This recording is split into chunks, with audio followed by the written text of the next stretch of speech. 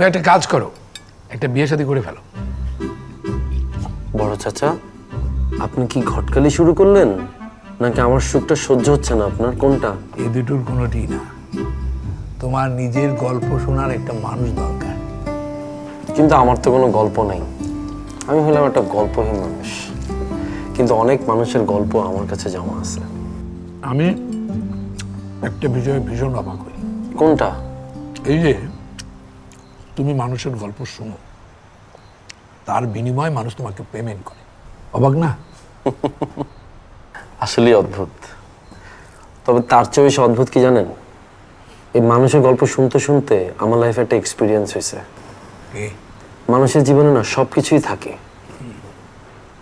কিন্তু মনের কথা খুলে বলবার মতন একটা মানুষ থাকে না। মানুষের জীবনে গল্প না শুনলে আপনি বুঝবেন না একাকিত্ব কতটা ভয়ঙ্কর।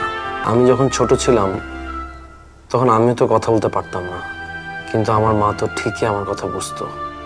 তাহলে আজ যখন আমার মা কথা বলতে পারছে না,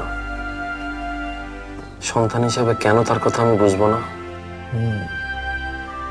এখন বুঝতে পারছি, তুমি মায়ের কথা শুনতে পারোনি বলেই তখন থেকে এই কথা শোনার আইডিয়াটা তোমার মাথায় ঢুকে, তাই না? না,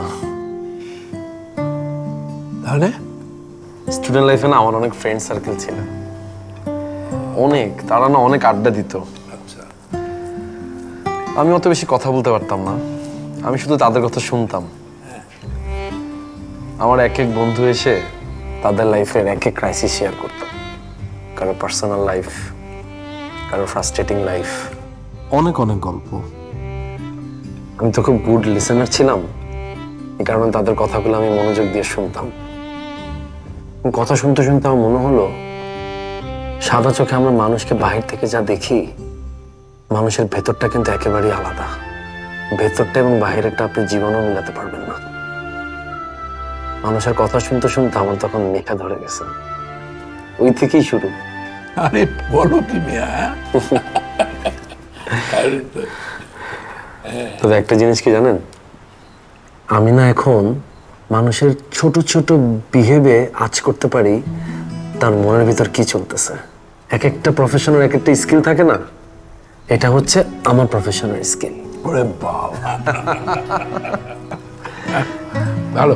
আচ্ছা, আমি কিন্তু কথা বলতে বলতে আপনার খাবার ঠান্ডা করে দিচ্ছি। কিন্তু তোমার খাবার দারুণ। শিওর?